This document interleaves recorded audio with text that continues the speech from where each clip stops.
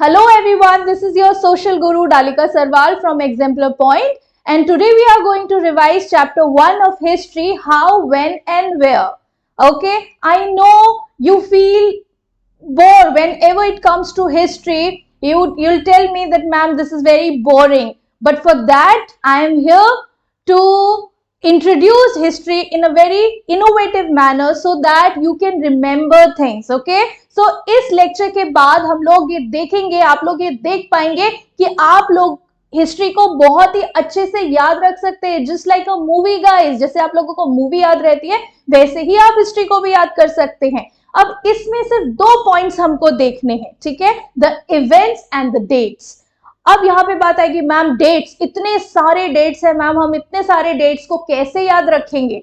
और मैम हम तो उस टाइम पे हमें डेट्स को याद नहीं रखना है गाइस, हमें इवेंट्स को याद रखना है। जब भी बात इवेंट्स की आएगी तो डेट्स आपको कनेक्ट होते चले जाएंगे, ठीक है। So you have to bring them together so that आपको वो इवेंट याद रहे, ठीक है। जैसे हमें किसी का बर्थडे याद रखना है, ठीक है, that is very important for us, ठीक है। किसी की एनिवर्सरी हो गई, ठीक है, किसी का कहीं हमें घूमने जाना है, for that we have to make our bookings, ठीक है, उसके लिए भी हमें डेट्स को याद रखना बहुत जरूरी है। तो इसका मतलब हिस्ट्री की जो रेलेवेंस है वो है तो सही आपकी लाइफ में, है ना। चलिए, उसी तरीके से हमारी जो हिस्ट्री की रेलेवेंस थी वो इन लोगों को बहुत अच्छे से समझ आई थी। ये कौन है? ये हिस्टोरियंस थे, and they were crazy about the dates. वो लोग बिल्कुल क्रेजी थे डेट्स के बारे में, ठीक है। और वो लोग क्या क्या डेट्स को याद करना चाहते थे, क्या क्या डेट्स को वो संभाल के रखना चाहते थे। So they wanted to record each and every date about the kings, about the rulers, कब किसका जन्म हुआ, ठीक है, कब कौन किसकी डेथ हुई, ठीक है, व्हेन ही गॉट मैरिड, और कब उन्होंने एक कंट्री से दूसरी कंट्री को इन्वेट किया, and so on. So our historians were crazy about the dates. कुछ हद तक क्रेजी मुझे लगता है हम भी है डेट्स के बारे में। जैसे मैंने बोला, अगर हमें कहीं घूमने जाना है, ठीक है, तो हमें कहाँ जाना है वो एक अलग चीज है, लेकिन हमें स्कूल से छुट्टी मिलेगी कि नहीं मिलेगी, ठीक है, और हम छुट्टियों में प्लान करेंगे। तो यहाँ पे हम क्या देख रहे हैं? हम डेट्स को भी देख रहे हैं और इवेंट्स को भी देख रहे हैं। तो डेट्स की जब भी बात आएगी हमें उसको किससे लिंक करना है? उसको इवेंट से लिंक करना है, सो दैट आपको याद रखने में आसानी हो। ओके, इसके बाद हमने देखा गाइस, ये हमारा इंट्रोडक्शन है, मैं आपको इंट्रोड्यूस कर रही हूं हिस्ट्री से। जब आप 6th स्टैंडर्ड में थे तब आपने एंशिएंट हिस्ट्री के बारे में पढ़ा था, ठीक है। उसके बाद जब आप थोड़े से बड़े हुए, आप 7th स्टैंडर्ड में आए, तब आपने मिडाइवल हिस्ट्री के बारे में पढ़ा था। उसके बाद अब आप एक लेवल और आप हो चुके हैं और अब आप पढ़ रहे हैं क्लास 8th में मॉडर्न हिस्ट्री के बारे में, ठीक है। तो यहाँ पे हम इन सारे के सारे इवेंट्स को कवर करेंगे। सो आई होप आपको मेरी बात समझ में आ गई होगी। जो हमारे हिस्टोरियंस थे, they were crazy about the dates, और हिस्ट्री को याद रखने के लिए हमें डेट्स के साथ साथ इवेंट्स को उसके साथ कनेक्ट करना होगा। और 6th स्टैंडर्ड में हमने पढ़ा था एंशिएंट हिस्ट्री, 7th में हमने पढ़ा मिडाइवल हिस्ट्री, एंड 8th में अब हम पढ़ने वाले हैं ancient history. So let's proceed. Okay guys, इसके बाद देखिए, यहां पे मैं आपको ये भी बता देती हूं व्हाट इज हिस्ट्री, एंड ये हमारा क्वेश्चन है, why and how we periodise a time in history, ठीक है। हिस्ट्री क्या है और हम हिस्ट्री में टाइम को पीरियोडाइज कैसे करते हैं। देखो, ये सारी चीजें आपके सराउंडिंग्स में घूम रही है। जब आप कहीं घूमने जाते हैं, जब आपका बर्थडे होता है, जब आप कुछ बुकिंग्स कर रहे होते हैं, जब आपको स्कूल नहीं जाना होता है, ठीक है, कल टेस्ट चेक होना है तो आप स्कूल नहीं जाना चाहते, तो कल की डेट आपको याद रहती है कि कल मेरा चेकिंग है और मुझे स्कूल में नहीं जाना है, ठीक है। तो हम क्या करते हैं गाइस? हम हिस्ट्री को पीरियोडाइज करते हैं। एंड व्हाई, क्यों करते हैं? हम तो करते हैं, लेकिन जो हमारे एंसेस्टर्स थे वो किस तरीके से हिस्ट्री को पीरियोडाइज करते थे, हम वो देख लेते हैं। So what is history? Record of significant events, ठीक है। हम ऐसे सिग्निफिकेंट इवेंट्स को याद रखते हैं हिस्ट्री में जो कि हमारे लिए बहुत इंपॉर्टेंट था, ठीक है। हम हर डेट को तो याद नहीं रख सकते ना, हम हर डेट को तो याद नहीं रखते, लेकिन जो भी सिग्निफिकेंट इवेंट्स हुए हैं उन्हें हम जरूर याद रखते हैं, ठीक है। सो दैट इज व्हाई वही जो सिग्निफिकेंट इवेंट्स है गाइस, वही हिस्ट्री बन जाती है। जैसे अभी अभी रिपब्लिक डे गया, ठीक है। रिपब्लिक डे जो हम मनाते हैं वो 26 जनवरी को ही मनाते हैं, 27 को क्यों नहीं मनाते? बिकॉज उसी दिन पे वो सिग्निफिकेंट इवेंट हुआ था, दैट इज वाई। तो यहाँ पे हिस्ट्री को, what is history? Record of significant events. Second one is subject and changes, ठीक है। तो मैं आपको एक बहुत ही अच्छा सा एग्जाम्पल यहाँ पे दे देती हूँ। जैसे आपके जो ग्रैंड पेरेंट्स होंगे वो कहते होंगे कि इस टाइम पे तो यहाँ पे ठंड नहीं पड़ती थी, ठीक है, पहले तो यहाँ पे इस जगह पे इतनी ठंड नहीं पड़ती थी, या इस जगह पे बहुत ज्यादा ठंड पड़ती थी। तो आप देख रहे हैं सब्जेक्ट चेंज हो रहे हैं, टाइम चेंज हो रहा है। जैसे जैसे टाइम चेंज हो रहा है वैसे वैसे सब्जेक्ट चेंज हो रहे हैं, चेंजेस आ रही हैं हमारी सोसाइटी में। कैसे चेंजेस आ रहे हैं? मॉडर्न से मिडाइवल, मिडाइवल से एंशिएंट से मिडाइवल और मिडाइवल से मॉडर्न। तो इस तरीके से सब्जेक्ट्स में चेंजेस आ रहे हैं। तो जब चेंजेस आएंगे गाइस तो वो भी क्या बन जाएंगे? उनके जो इवेंट्स है वो भी हिस्ट्री बन जाएंगे। तो ये बहुत ही इजी लैंग्वेज में पॉइंट्स में आपके पास यहाँ पे ये आप देख सकते हैं, और इसी को आपको रिवाइज करना है। The way I am presenting here, उसी तरीके से आपको अपने एग्जाम में प्रेजेंट करना है। अगर आपके एग्जाम में क्वेश्चन आता है that what is history and why and how we periodise it, तो आप इसको एग्जैक्टली इस तरीके से लिख सकते हैं। Third point is different periods on the basis of some significant events. अब देख रहे हैं मैंने सिर्फ एक ये वर्ड उठाया है सिग्निफिकेंट इवेंट, इसका रिकॉर्ड है और ये सब्जेक्ट्स और चेंजेस के साथ चलता रहता है। Next point is different periods आते हैं on the basis of these significant events. And next one is demarcations. Demarcations का क्या मतलब है? The action of fixing the boundary और द लाइन्स ऑफ समथिंग, ठीक है। डिमार्क करने का मतलब क्या है? जैसे कि एक राजा था, ठीक है, एक राजा ने किस डेट पे, कब, क्या, किस तरीके से, किस डेट पे, कहा एक दूसरी कंट्री को इन्वेड कर लिया, उसको अपने अंडर कर लिया, ऑक्यूपाई कर लिया, ठीक है। अब जो उसकी बाउंड्री थी वो बढ़ गई, पहले उसकी बाउंड्री इतनी थी, लेकिन बट आफ्टर द इन्वेजन उसने क्या किया? अब उसका जो एरिया है वो क्या हो गया है? वो इंक्रीज हो गया है, ठीक है। तो डीमार्क करना, कुछ ऐसा मार्क कर देना कि अब यहां से ये जो एरिया है वो बड़ा हो गया है, ठीक है। So that is what demarcation of time into different periods. Okay guys, and next one is help to reflect our ideas quickly about the happening. और ये चीज हमको किस चीज में हेल्प करती है? जैसे सपोज करो तुमने कोई गलती कर दी, ठीक है, तुमने कुछ अपने घर पे वाज तोड़ दिया, सपोज करो, ठीक है, तो तुम्हारी बहुत पिटाई हुई, ठीक है। अब तुम्हें क्या याद रहेगा? That we should not do that, ठीक है। तो आपको बता रहे उस दिन ना मेरी बहुत पिटाई हुई थी मम्मी से जब मैंने ये काम कर दिया था। तो ये हमें क्या याद करने में हेल्प करता है गाइस?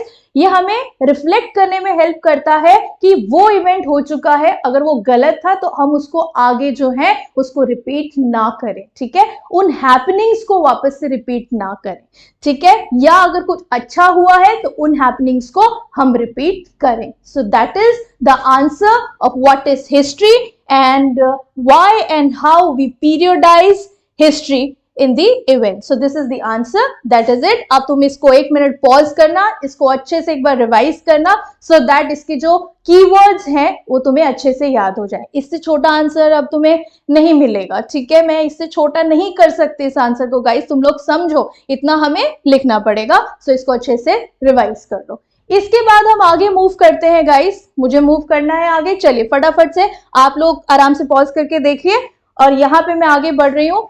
अब देखते हैं जो ये हिस्टोरिकल इवेंट्स थे वो किस तरीके से रिकॉर्ड किए जाते थे। सो ये रिकॉर्ड किए जाते थे लेटर और मेमोज में, ठीक है, और ये ऑफिशियल रिकॉर्ड्स बन जाते थे। जब ये ऑफिशियल रिकॉर्ड्स बन जाते थे और उसके बाद जब एक जगह से दूसरी जगह जाते थे तो ये क्या बन गए थे? ये डॉक्यूमेंट्स बन गए थे, और यही डॉक्यूमेंट्स आगे आने वाले टाइम पे क्या बन गए? सिग्निफिकेंट प्रूफ बन गए, सिग्निफिकेंट एविडेंसेस बन गए। और यहीं से क्या स्टार्ट हुआ? यहीं से हमारी क्या कौन सी चीजें स्टार्ट हुई?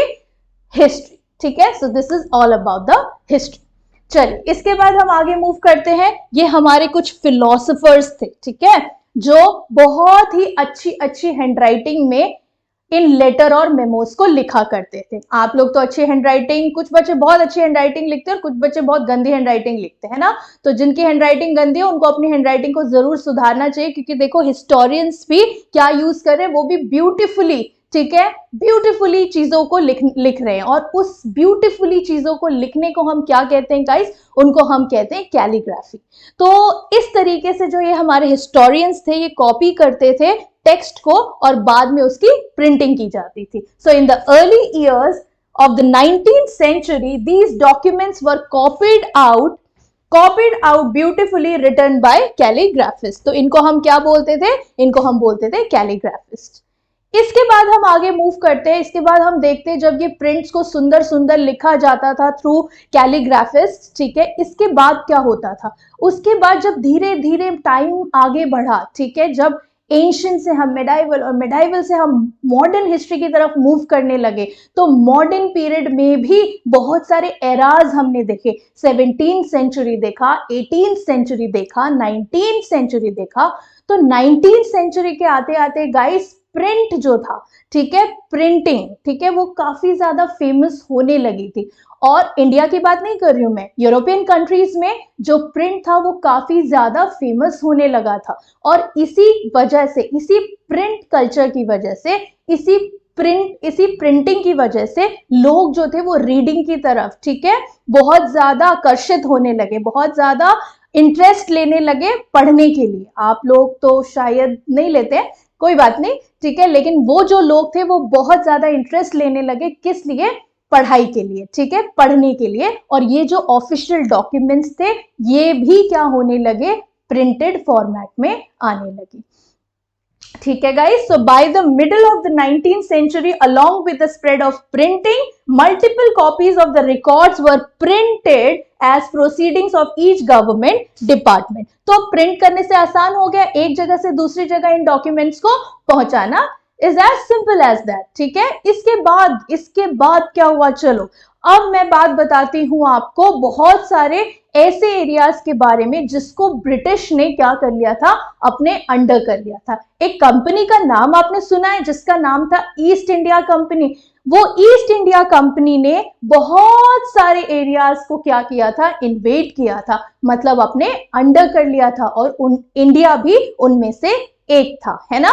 और ये लोग क्या करते थे, देखो ये लोग क्या करते थे, द प्रैक्टिस ऑफ सर्वेइंग, इनका काम क्या था गाइस, इनका काम था सर्वे करना, ठीक है, सर्वे करना। Also became common under the colonial administration. So that is the very common practice which is known as survey. Survey करते थे, ठीक है, और सर्वे करने के बाद ये लिखा करते थे, ठीक है, और वो लिखने के बाद उसको एज रिकॉर्ड्स रखते थे, एज डॉक्यूमेंट्स रखते थे, और फिर आगे उसको क्या करते थे, आगे उसको एक जगह से दूसरी जगह फॉरवर्ड करते थे। जैसे आज हम व्हाट्सएप पे फॉरवर्ड करते हैं या आज हम मेल पे फॉरवर्ड करते हैं, उसी तरीके से ये डॉक्यूमेंट फॉर्म में एक जगह से दूसरी जगह फॉरवर्ड करते थे, ठीक है। इसके बाद देखते हैं, इसके बाद देखिए, इसके बाद क्या हुआ।